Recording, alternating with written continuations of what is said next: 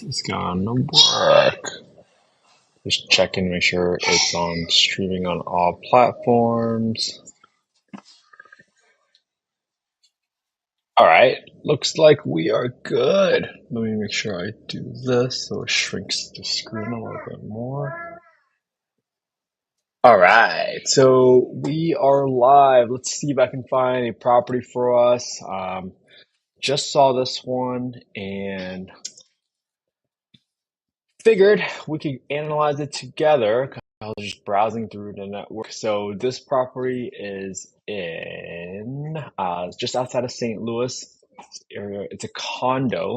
Sometimes I like to just take a quick look at condos just to figure out what is going on here. Okay, so here's what we're doing. We're looking at a property just outside of St. Louis to see if this property is going to be a deal. And just like every single time, our process is going to be looking up the zip code and the FMR, which is the fair market rent in. All right. So if you just simply Google HUD FMR and you click on fair market rent, you scroll down to the bottom. It says there's a little area where it says access to small area FMRs. When you click on small area FMRs, bring it to the screen, click on look up small FMRs again, plug in your city or county or state, and let's look through this one together. So we'll put in St. Louis County. Boom. Here's where we are. And I'm gonna try to get the zip code for this property. The zip code was in 63042, 63042. There you go. Here are your rents for 63042 for a 3 bedroom and a 4 bedroom. In this scenario, this property is a 3 bedroom. So what I typically do in every single property is I kind of scroll down and I write down and I make sure I notate to myself what is the FMR right within that Excel file, so I know that the FMR or fair market rent, which is your ceiling rent for a 3 bedroom property, is 1480, right? 1480, great.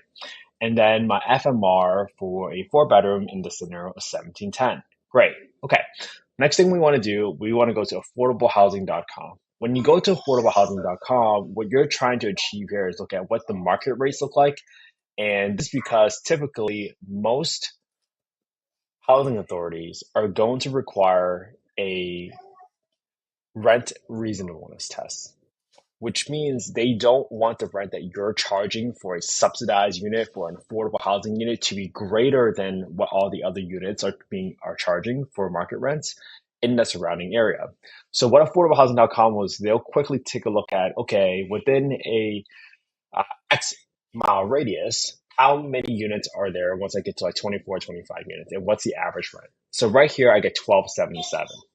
And the reason I write down all these rents here is 1277, 1333, 1333, 1333, 1333, and then a rent at 1551 is that I want to show the people that I'm analyzing this deal for, particularly my partners, hey, where is the support?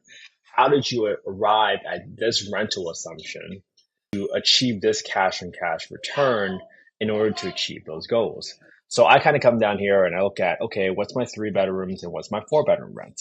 Because what if it's a 3 bedroom property and I see that there is space for me to increase the rents by adding an extra bedroom, by converting the garage, or maybe there's just like a dead space in the home that could be a opportunity to add an extra bedroom. Okay, so I got $72,000 in there right now. The interesting here is this HOA fee actually covers. Let's see if I can find this. I just read this. Covers gas, sewer, trash, and water. So this is interesting, right? Because when they cover water, there is a chance that you might be able to get an additional payment from the housing authority because you're covering water. Now, your monthly condo assessment is flat. So even if a resident overuses water, you should theoretically still be flat. So that's an advantage of one of the scenarios where investing in a condo or an HOA community actually might be beneficial if the numbers work out. So let's go through here. So now I'm going to grab the property taxes. Property taxes here is, if you look at it right here, I just grabbed from the bottom of Redfin, it's $46. It's pretty low. And then our HOA dues is 215. Our homeowner insurance is 53. So I do 53 and I times it by 1.2 because typically the insurance number for an insurance payment in Redfin is designed for specifically primary residence, right? So if it's an investment property, you should expect that the insurance cost to be a little bit higher than that. All right, cool. Let's keep going. Right now, I have 10% for my war chest. Right now, I got my HOA at 215. If you remember from the past times when I have underwrote and analyzed St. Louis properties, we typically have $65 in there because St. Louis requires you to pay for the sewer as the landlord. But in this scenario, it does not include it because the HOA includes sewer. Make sense, everyone? All right.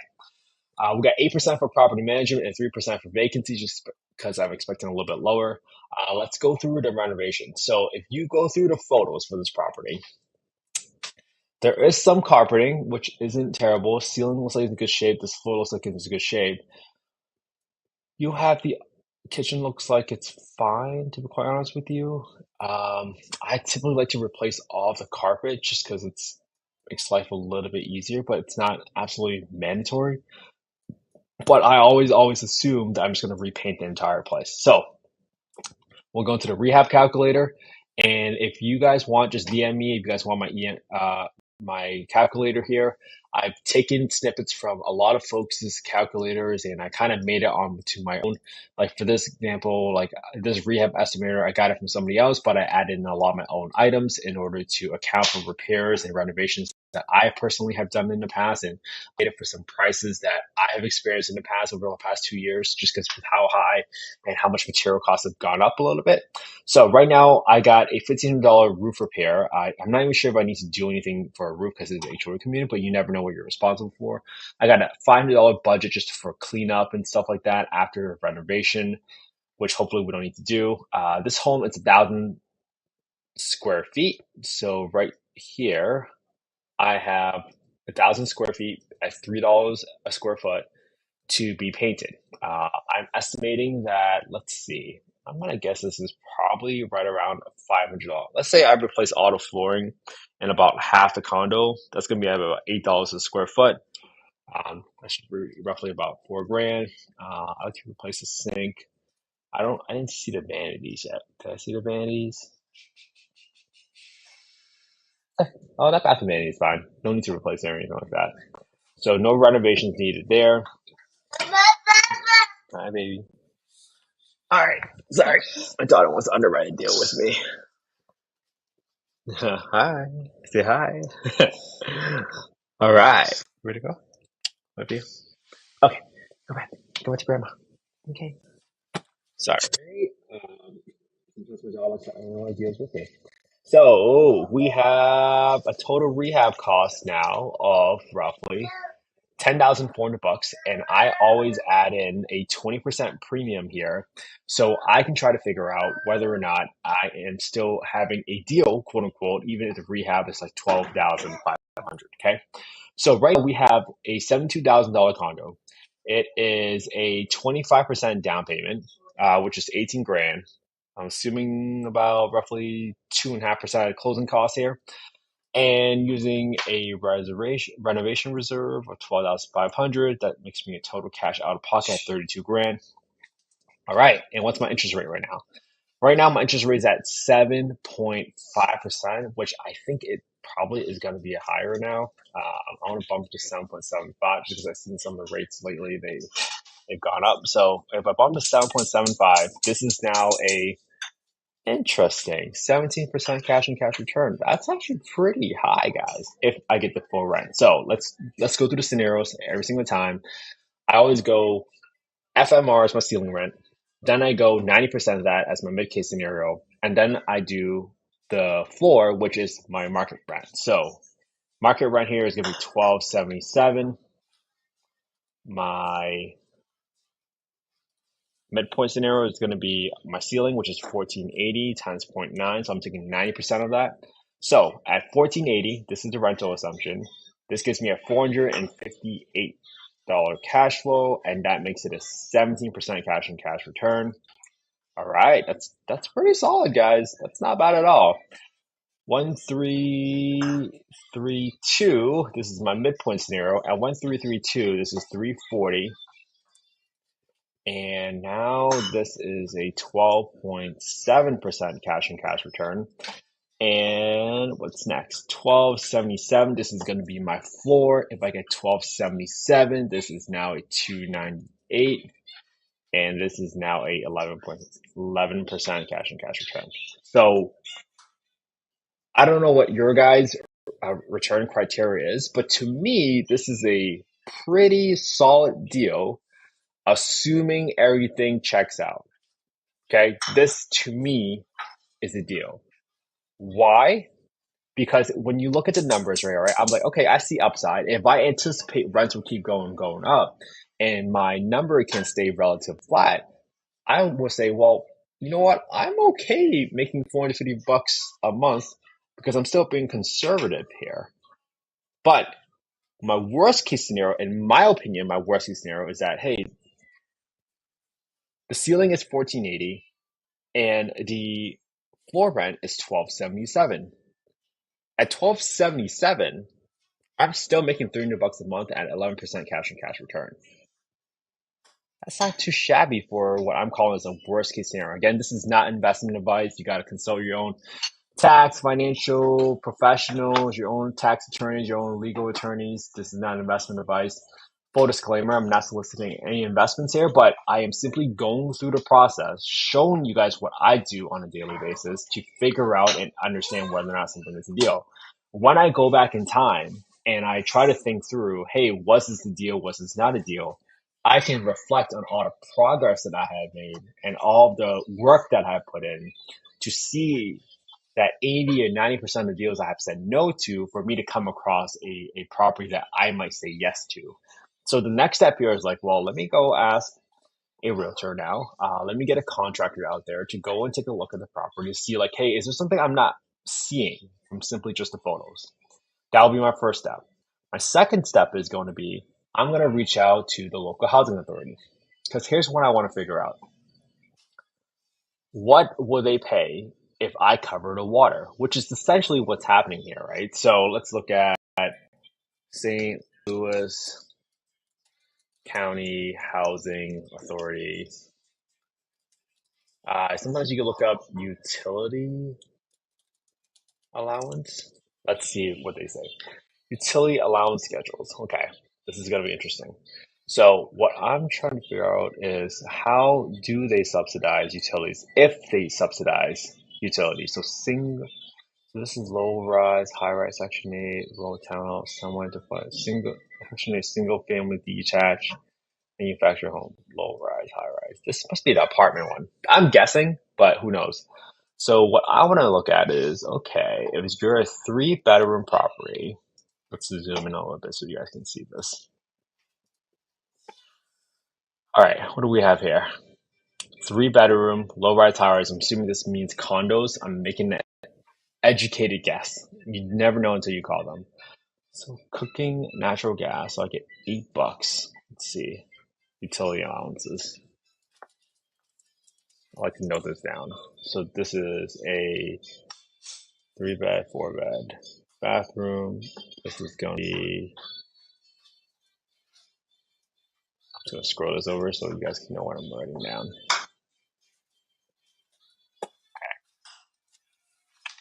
I haven't really done this on an underwriting thing, but this is going to be good. Cooking natural gas. This is going to be $8.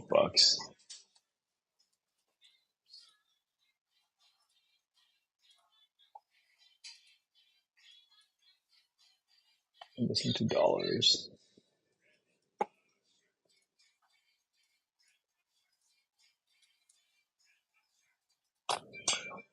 Sewer, 75. Oh, interesting. So they pay up to $75 for me covering some sewer here. The range, I'll range a refrigerator. I'll have a refrigerator, $6. And it covers water, water city, water county, trash. So let's talk about it. Water city,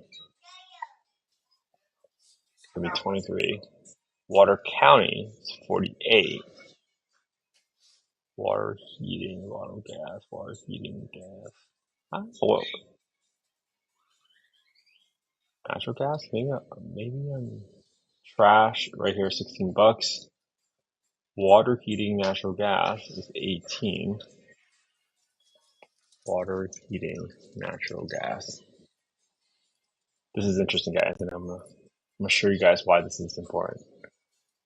When you get together all these utilities, if I get reimbursed all of the utilities from my housing authority, think about it, right? My increase in rent what might be $198, even though my HOA is $215. So reality, what's my HOA payment? My HOA payment here might just be $17. So if you think about it, right? If I do 1277 and I add in what's my floor, add in 198, right? 198 is for all my utility payments here. Interesting. Now all of a sudden my floor, quote unquote, might be 1277 plus 198, 1475. At 1475, if I cover all utilities, utility covered, what's my cash flow? My cash flow right now is $453.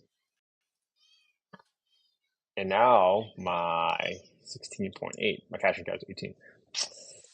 This seems like a deal to me, guys. All right, I'm gonna try to get off the phone and try to call somebody, but I figured it'd be good to at least let you guys know and see what's going on here. Something I might go ahead and do is just evaluate the neighborhood. If you guys seen some of our previous lives here, you'll see that we go to tophap.com, and then what we typically try to do is look at the crime index score. 7604. Okay, let's look at the crime index score right here. The crime index score is still pretty good. So you go to tophap.com, you click on the crime index, you can look at the crime index score. Right now you can see the crime index score is 128, 128.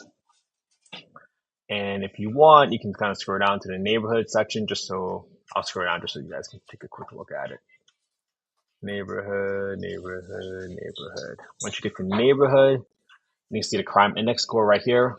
At the crime index score, this is where you see 128. 100 is the national average. I personally live in an area um, where the crime index is about 300, so I feel pretty safe in my neighborhood. The neighborhood I grew up in Chinatown, Boston, that's like 700.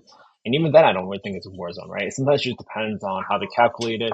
You can't necessarily take everything you see on these crime index scores for granted. But what I typically like to do is I like to just look at all these condos and do a drive down Google Street Maps, and what I try to do is look for any signs of boarded up homes and things like that, and utilities, like any sort of businesses that are all boarded up. And for the most part, it seems like a pretty decent neighborhood, in my opinion. But I don't really know, right?